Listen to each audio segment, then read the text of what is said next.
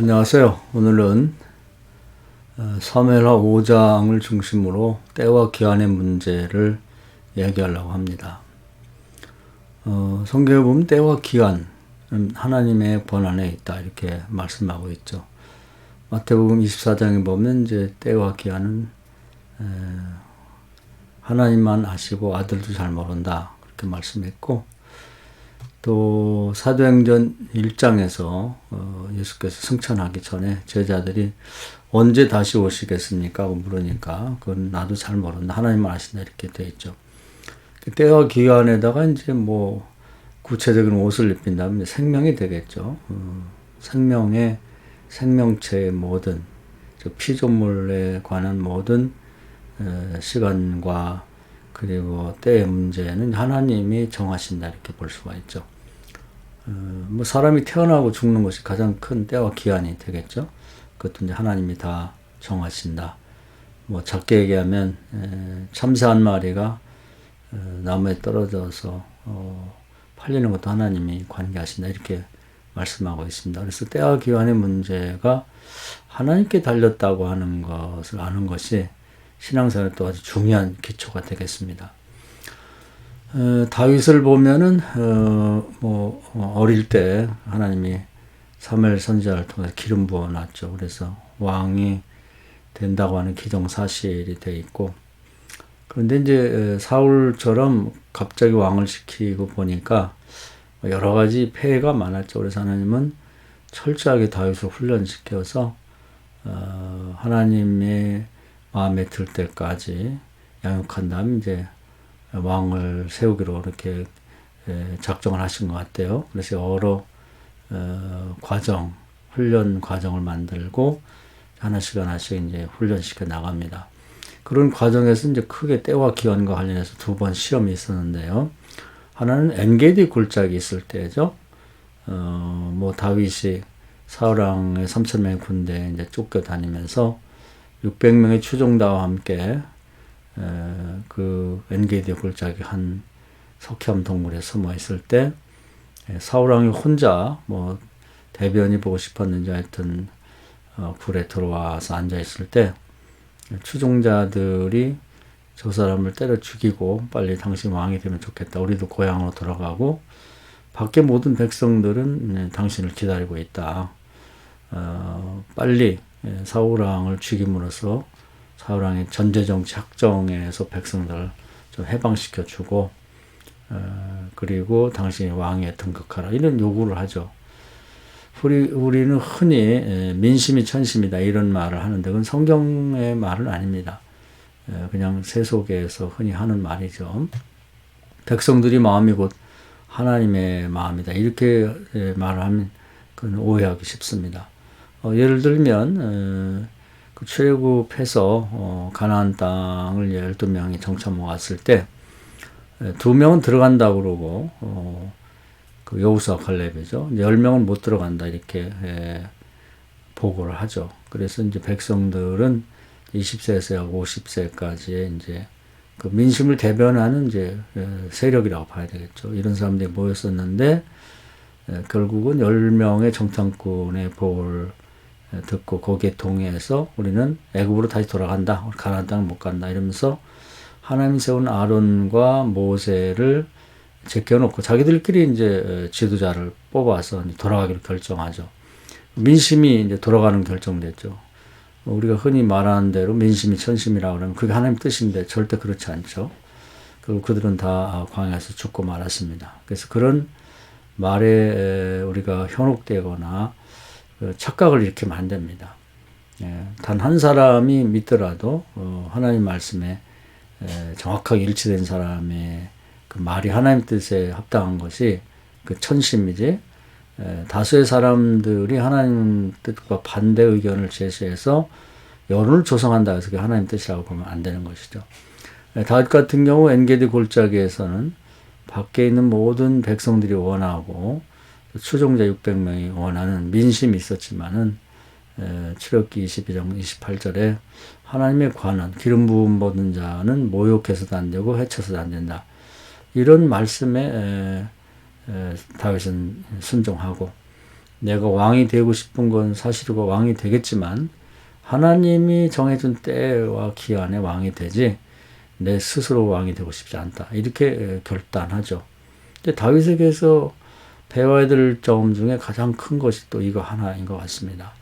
그리고 10광야에서도 이제 똑같은 상황에 놓이게 됐는데 백성도 원하고 추종자도 원했지만 결국 사울왕을 살려서 보냅니다. 또 민심을 완전히 무시할 수 없기 때문에 엔게디 골짜기에서는 이제 사울왕 옷자락을 자르는 것으로서 민심을 어느 정도 수용하는 그런 태도를 취했고, 또 10광야에서는 물병과 그리고 창을 들고 나옴으로써 또 민심을 일부는 받아들여줘라. 그러나 이제 전체적으로 봐서 하나님의 뜻에 합당하게 행동을 했죠.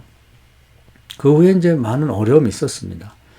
심지어는 뭐 블레셋의 망명생활까지 해야 되는 어려움이 있었지만, 그럼에도 불구하고 하나님을 신뢰하고 왕이 되고 싶다고 해서 욕심 부리지 않고 하나님이 정한 때와 기한에 나는 왕이 되겠다, 이런 각오를 단단히 하고 이제 그것을 무너뜨리지 않았죠.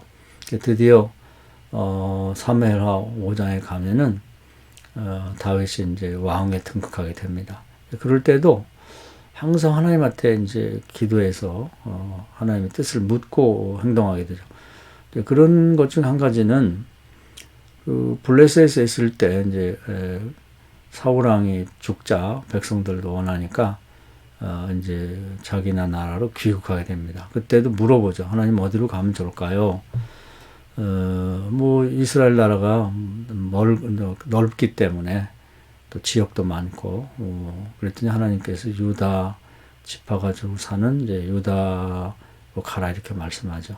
그 다음에 또 한 번 물어보죠. 유다에도 많은 성읍이 있는데 어디로 가면 좋겠습니까? 그렇게 물었을 때 헤브론으로 가라. 그래서 헤브론으로 가서 7년간 왕 노릇하는 거죠. 이게 쉬운 것 같은데 굉장히 그 신앙인들이 배우지 못하는 어려운 문제입니다. 이것은 아마 사무엘 선지자하고 그 1년 4개월 동안 라마 라윗에 있을 때 배운 것이 아닌가, 이런 생각이 들어요. 사무엘 선지자 같은 경우는 이제 가장 큰 특징이 일생 동안 기도를 쉬는 죄를 범치 않았다, 이런 고백을 하죠.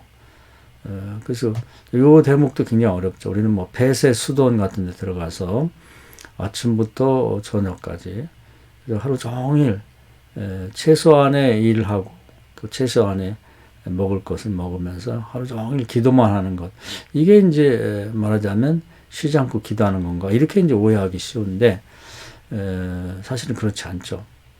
저도 그 부분에 대해서 굉장히 오랫동안 생각을 해본 부분인데, 제가 그 해답을 얻은 것은 사무엘이 그 사울왕을 뽑을 때 하나님 앞에, 보통 사람 같으면 대개 한 번 기도하고 이제 뽑을 텐데 5번에 걸쳐서 기도를 합니다.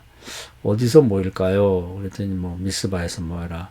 몇 명이 모일까요? 한 지파당 1000명씩 12,000명 모여라. 어떻게 할까요? 그랬더니 제비를 뽑으라 그래가지고 한 지파를 뽑죠. 베냐민 지파를 뽑고, 그 중에서 가문을 또 다시 뽑고, 그리고 그 가문이 뽑힌 다음에는 가족 중에 누구를 뽑을까 해서 이제 뽑아보니까 제비 뽑기 했을 때 사울이 뽑히죠. 그래서 보통 사람은 이제 한 번 기도할 것을 그 과정마다 사무엘은 하나님께 세밀하게 물어서 일을 처리하는 걸 볼 때, 이것이 사무엘이 얘기하는 이제 쉬지 않고 기도하는 방식의 삶이라 이렇게 볼 수 있죠. 또 사무엘과 다윗이 있을 때 4번에 걸쳐서 이제 공격을 당하죠. 사울왕의 이제 특공대가 3번 왔고 마지막에 사울왕이 왔는데, 한 번 기도하고 그냥 끝내는 게 아니라 그때마다 다시 기도하는 그런 것을 거기서 배우죠. 이것이 나중에 이제 다윗의 삶에서 아주 중요한 그런 신앙의 생활에 아주 요체가 되는 걸 볼 수가 있습니다. 그래서 이번에 귀국할 때도 한 번 물어봐서 유다 지역을 선택받았고, 2번 물어봐서 헤브론을 택하게 되면서 이것이 이제 하나님이 여호와의 준비한 것을 찾아가는 그런 아주 중요한 방법이 되고 있습니다. 우리도 이것을 배워야 되겠죠. 나중에 하나 더 얘기하면 사무엘하 5장에 가면은 뭐 5장에 여기 나오겠습니다만은 블레셋의 군대가 다윗이 이제 왕이 됐다고 그러니까 그 이제 얼마 전에 자기 나라 있을 때 바보 같았는데 그 사람이 왕이 됐다고 그러니까 나라가 안정되고 그러기 전에 공격을 해옵니다. 또 다윗을 얕봤죠. 과거에 뭐 골리앗을 물리칠 땐 대단한 줄 알았는데 망명 왔을 때 보니까 뭐 오합지졸 거짓대 같은 600명을 데리고 다니면서 왕이라고 그러니까 얕보고 이제 공격해오죠. 그럴 때 이제 하나님 앞에 기도해서 첫 번째 전쟁에 승리하고 이번에 한 번에 이제 승리하고 나면 이제 그것으로 기도하는 것을 다음엔 안 하게 되는데 다윗은 또 한 번 기도하게 됩니다.